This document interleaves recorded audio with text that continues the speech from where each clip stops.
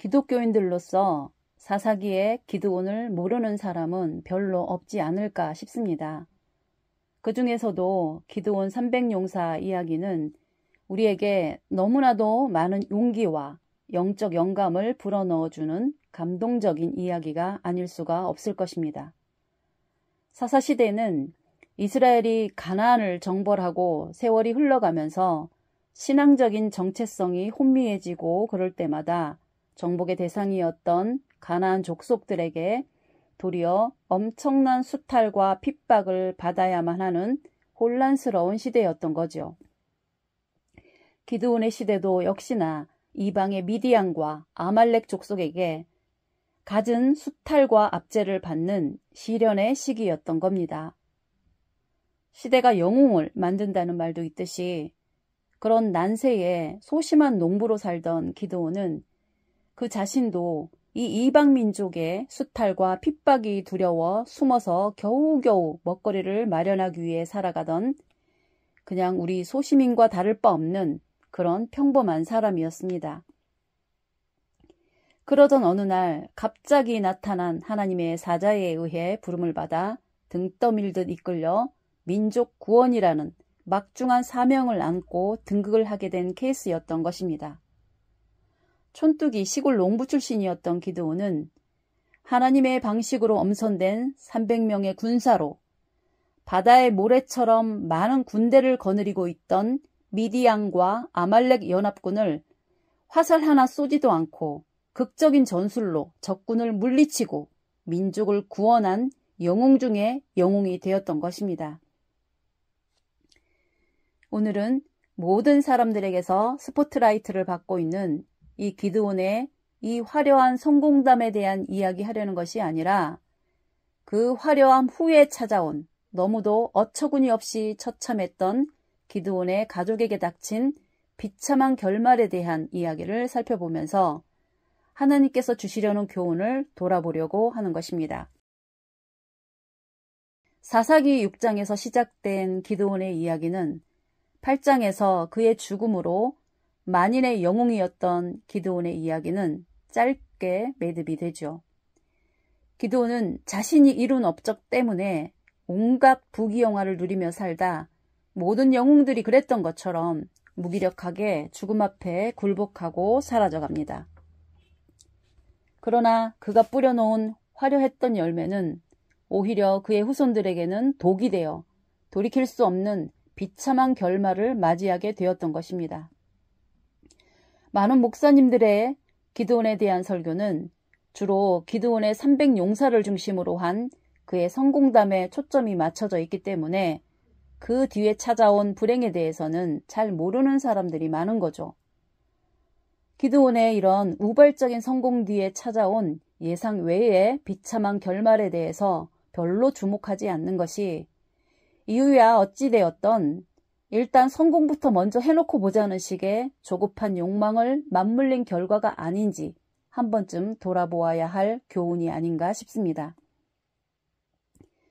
어쨌건 기드온은 그 유명한 기드온 300용사에 의해 기적적인 승리를 획득하고 미디안과 아말렉 족속의 핍박으로부터 이스라엘 민족을 구하게 되면서 그는 이스라엘의 실질적인 통치자의 영광과 특권을 행사하는 지위에 오르게 되면서 그의 준비되지 않은 제왕적인 화려한 삶이 시작된 것입니다. 우리가 사울왕의 등극에서도 보다시피 세속의 위인들이나 성경 속의 위인들이나 공통적인 것은 평범했던 사람에게 찾아오는 갑작스러운 성공은 결국 그 사람들을 더더욱 불행하게 만든다는 공통점이 있다는 것인데 불행히도 기드온도 결국은 그런 위인들의 전철을 밟았다는 것이 참으로 아쉬운 대목이 아닌가 싶은 것입니다. 그런 점을 성공을 꿈꾸는 저를 비롯한 모든 사람들이 반드시 새겨보아야 할 교훈이 있지 않나 싶어 그 말씀을 나누어 보려고 하는 것입니다. 사사기 8장 22절부터 보시면 이제 모든 주변의 적들을 다 제거하고 이스라엘에게 평화가 오게 되고 그로부터 기드온은 왕이 없었던 그 시대에 명실상부 이스라엘의 왕과 같은 위엄과 영광을 누리게 됩니다. 우리의 이야기는 그 시점부터 시작해야 할 것 같습니다. 기드온이 결정적으로 변질되어 가는 모습을 두 가지로 나누어 살펴보면, 첫째는 세상 나라의 황제들이 그러했듯 기드온도 결국은 그런 제왕적 지위의 특권을 가지고 많은 여인을 처첩으로 거느리고 수많은 자녀를 생산했는데 자녀의 수가 무려 70명에 이르게 되었죠. 70명의 자녀가 결코 작은 숫자는 아닌 것이죠. 다윗 왕도 많은 여자들과 자식들 때문에 많은 순환을 겪게 되지만 그래도 70명까지는 아니었는데 말이죠. 여튼 욕하면서 배운다고 세상의 왕들이 하는 행동들을 보면서 그런 것부터 배운 거겠죠. 왕이니까 당연히 이런 특권은 가질 수 있는 거지 라고 생각하는 것은 어쩌면 너무도 당연한 일일 것입니다. 더러운 세상을 살다 보면 그렇게 알게 모르게 물들게 되는 게 세상의 이치니까 그런 위험성에 대해서는 하나님께서는 수도 없이 경계하고 또 경계하셨지만 하나님조차도 결국은 이스라엘이 그런 이방인들과 같은 패역의 길을 가는 것을 막지는 못했던 거죠. 이런 하나님의 요구가 이 시대에 금지하는 선악과라고 한다면 이스라엘은 이런 선악과를 한 번만 따먹은 게 아니라 날마다 시간마다 따먹은 셈이 되는 거죠. 하나님께서도 이를 일일이 처벌하시며 막아세우지 않으신 것은 마태복음 19장을 보시면 서기관 바리새인들이 예수님께 모세율법에는 이혼을 허용하고 있는데 당신은 어떻게 생각하느냐고 물었을 때 모세율법에 마치 이혼이 허락되는 것처럼 표현한 것은 인간이 너무 타락해서 아무리 막아도 결국은 이혼을 할 거니까 어쩔 수 없이 마치 이혼을 허락하고 있는 것처럼 기록해 놓은 것이라고 하시면서 사실은 이혼은 하면 안 되는 거라고 하신 것과 같은 이치가 되겠습니다. 하나님의 법은 일부 일처 제도가 옳은 것이지만 최고의 권력자가 되고 보면 세속의 왕들처럼 수많은 여자를 거느릴 수 있는 기회를 포기하는 것이 쉽지는 않았겠죠. 거기다가 많은 처첩에게서 많은 자녀를 낳아놨으니 이것은 양날의 검이 되어 한편으로는 든든한 방패막이 되었겠지만 잘못하면 자녀들 간의 엄청난 권력투쟁의 빌미를 제공하게 되는 것 아니겠습니까? 이런 유혹은 비단 왕들에게만 해당하는 것이 아니라 상층부로 올라갈수록 그런 유혹은 보편적이 될 것입니다. 이런 패턴이 목사님 같은 종교 지도자들에게도 찾아올 수 있는 타락의 유형이 아닐 수 없는 것입니다. 하나님의 종이라는 특권을 이용해서 그런 죄악들을 합리화하고 나아가서는 그런 지위가 오히려 무슨 면책특권이라도 가지게 된 양 착각하고 그런 죄를 행하면서도 양심의 가책조차 느끼지 못하는 모습들을 우리는 너무나 많이 보고 있는 거죠.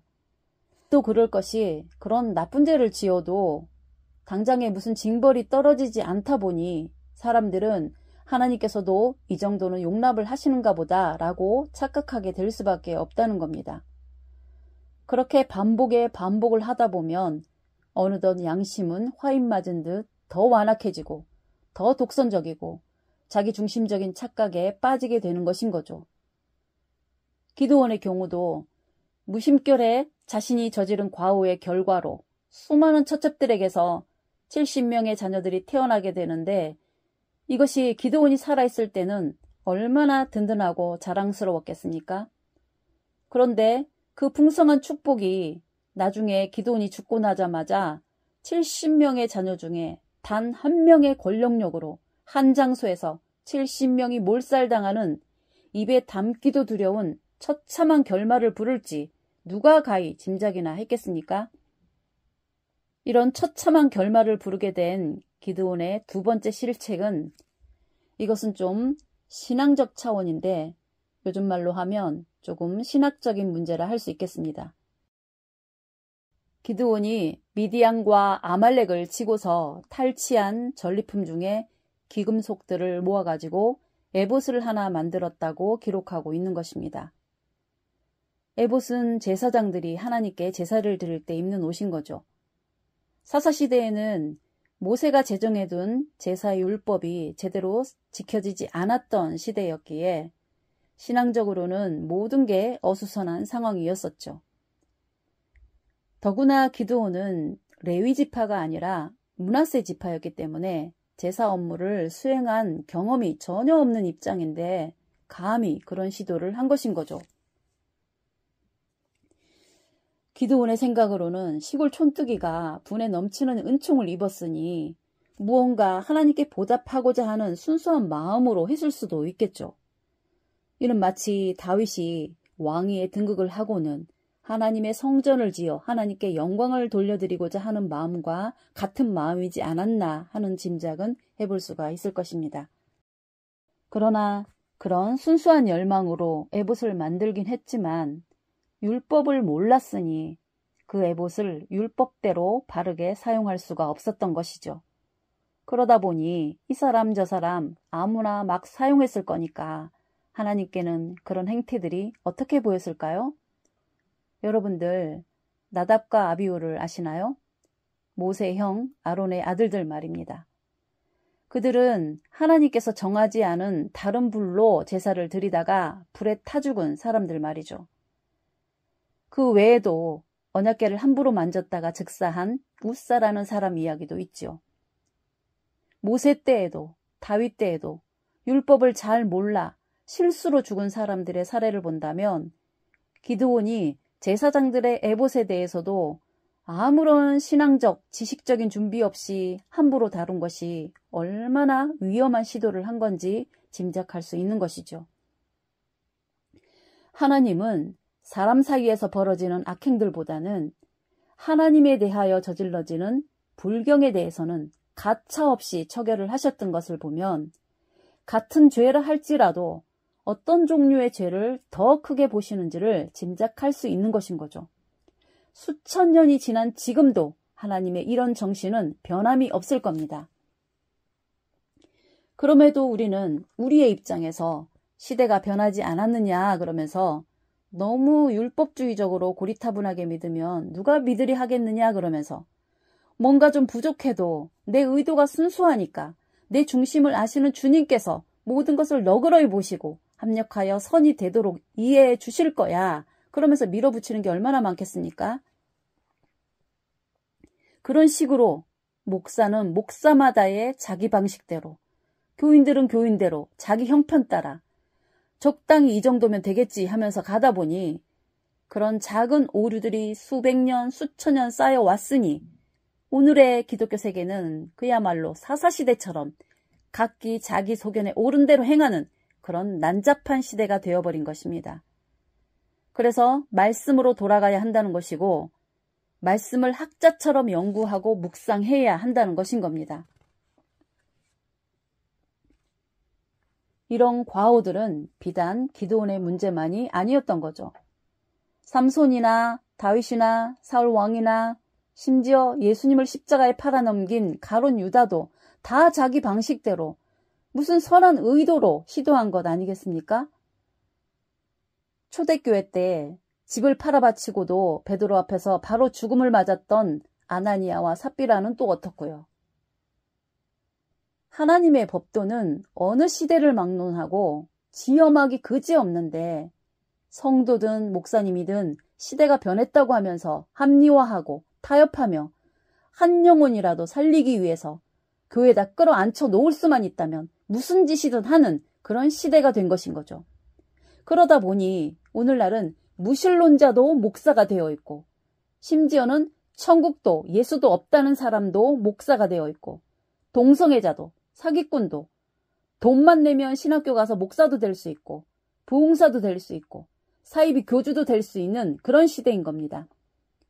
그러다가 부흥만 시켜내고 대형 교회를 이루기만 하면 사사로운 잘못들은 다 덮이고 오히려 그런 편법들이 시대를 앞서가는 신선한 아이템이라 칭송하는 상황이 돼버린 거죠.